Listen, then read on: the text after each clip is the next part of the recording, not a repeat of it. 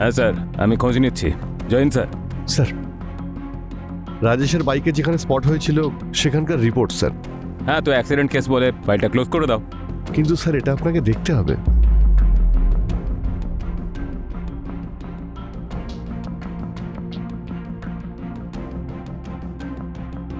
এ তো এক্সপ্লোসিভ দেখছি, আর কোনো সাধারণ এক্সপ্লোসিভ নয়, বরং কেমিক্যালি ডিজাইনড। মানে হত্যাকারী খুব ভালো করে জানতো যে গাড়ি গরম হয়ে গেলেই ভেতরের কেমিক্যাল অ্যাটমসফিয়ারের অক্সিজেনের কন্ট্যাক্টে এসে আগুন ধরে যাবে। আর স্পোর্টস বাইক বেশি হিট প্রডিউস করে কম্পারেটিভলি নর্মাল বাইক। আরও একটা কথা স্যার, বাইকের কুলেন্ট পার্টস মিসিং স্যার। তার মানে কেউ ইচ্ছে করেই বাইকটাকে নিয়ে গন্ডগোল করেছে।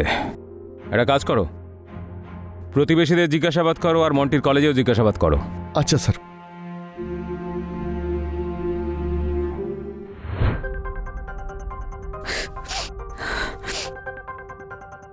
প্লিজ নিজেকে একটু সামলান। আপনার স্বামীর সঙ্গে যা কিছু হয়েছে তার জন্য আমরা খুবই দুঃখিত। ওনার কারোর সঙ্গে কোনো শত্রুতা বা ঝগড়া? না স্যার, রাজেশ খুবই সহজ সরল মানুষ ছিল, ওর কারোর সাথে কোনো শত্রুতা ছিল না। হতে পারে বাইরে কিছু হয়েছে। না স্যার, আমার দাদা তো খুব সহজ সরল ছিল, ওর কারোর সঙ্গে কোনো শত্রুতা ছিল না। কিন্তু আপনি এসব কেন জিজ্ঞেস করছেন? কারণ যে বাইক অ্যাক্সিডেন্টে ওনার মৃত্যু হয়েছে, ওই অ্যাক্সিডেন্ট বাইকের ট্যাঙ্কি ফেটে হয়েছে। আর ইনভেস্টিগেশনে জানতে পেরেছি ওটা সেফটি পার্টস বের করে নেওয়া হয়েছিল। কিন্তু স্যার, বাইকটা তো একদম নতুন ছিল স্যার। আমাদের সন্দেহ এটা অ্যাক্সিডেন্ট নয়, বরং একটা প্ল্যান্ড মার্ডার হতে পারে। কারণ আমাদের কাছে ওই পুড়ে যাওয়া বাইকটা ছাড়া কিছু নেই। আচ্ছা, ওই বাইকটা তোমার ছিল তাই না? হ্যাঁ স্যার, ওই বাইকটা দাদাই আমাকে গিফট করেছিল, আর ওর সঙ্গে কারোর কোনো শত্রুতা ছিল না স্যার। কি বলবো স্যার, আমাদেরই কপাল খারাপ যে ওর সঙ্গে এইসব হয়ে গেল। ঠিক আছে, আপাতত আমরা আসছি। যদি আপনারা কিছু জানতে পারেন তাহলে আমাদের ইনফর্ম করবেন।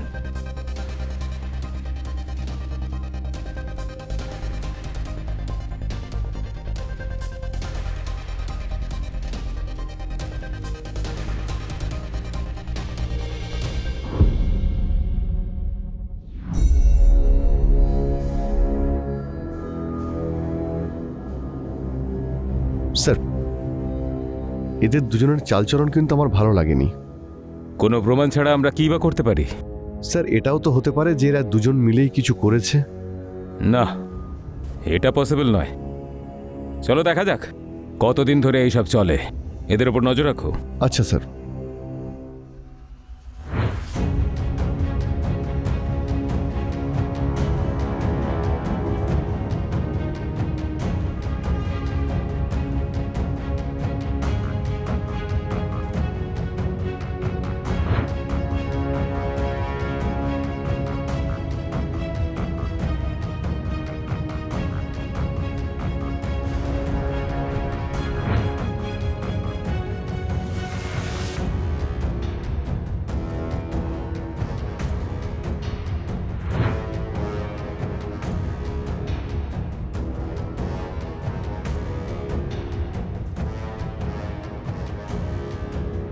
স্যার, আমরা পুরো চেষ্টা করছি, খুব তাড়াতাড়ি কিছু না কিছু জানা যাবে। Okay sir.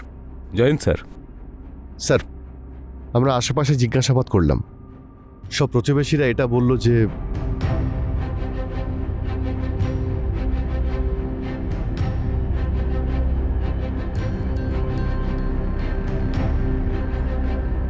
স্যার এই প্রমাণই যথেষ্ট ওদের তোলার জন্যে।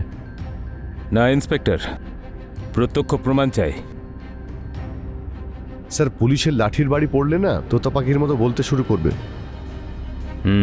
ঠিকই বলেছ। ও এখান থেকে পালিয়ে যাওয়ার আগে তুলে নিয়ে আসি ওকে। স্যার। চলো।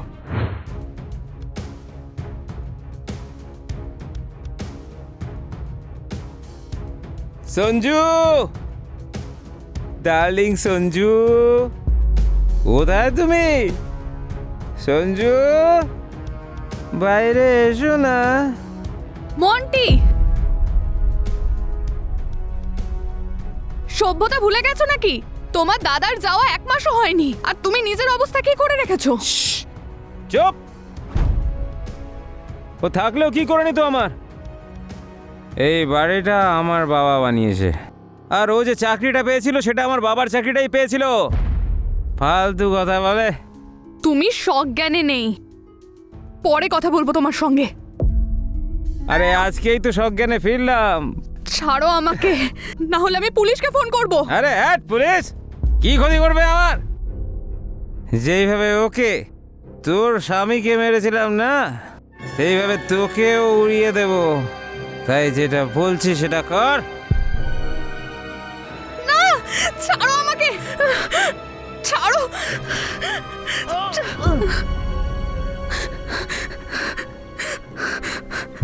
স্যার, ওই আমার স্বামীকে মেরেছে আর এখন আমাকেও মারতে চাই। আমরা এর সত্যিটা জানতে পেরেছি, নিয়ে চলো ওকে। এই দাঁড়া, দাঁড়া বলছি, দাঁড়া। তুই কোথায় পলাচ্ছিস? কোথায় পলাচ্ছিস? চল চল স্যার।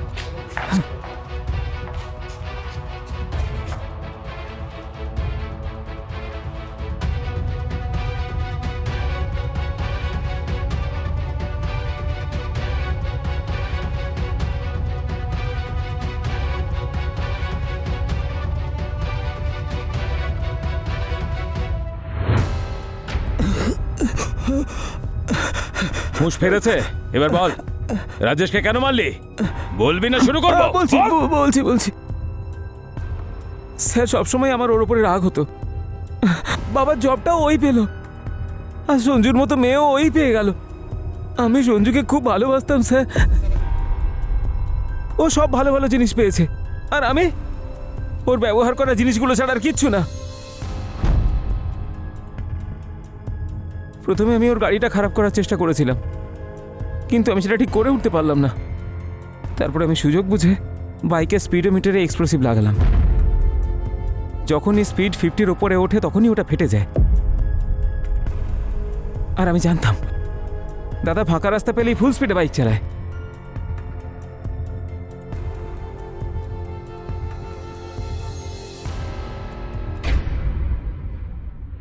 তাহলে দেখলেন আপনারা হিংসা মানুষকে দিয়ে ঠিক কি কি করাতে পারে। একটা অতি সাধারণ মধ্যবিত্ত পরিবারেও এরকম কোনো ঘটনা ঘটতেই পারে। কিন্তু এই কাহিনীর মধ্য দিয়ে আমরা এই শিক্ষাই পাই যে হতে পারে আপনারা অনেক চেষ্টা করছেন, কিন্তু যদি কারোর মানসিকতা নীচ হয় সে কোনোদিনই ভালো কিছু ভাবতে পারবে না। তাও বলছি, সত্য কোনোদিন চাপা থাকে না। আপনারা আমাদের এইভাবেই পাশে থাকুন। আমরা আরও একবার এরকমই এক হৃদয় বিদারক ঘটনা নিয়ে আপনাদের সামনে উপস্থিত হব। ততক্ষণ পর্যন্ত সাবধানে থাকুন, সতর্ক থাকুন। জয় হিন্দ।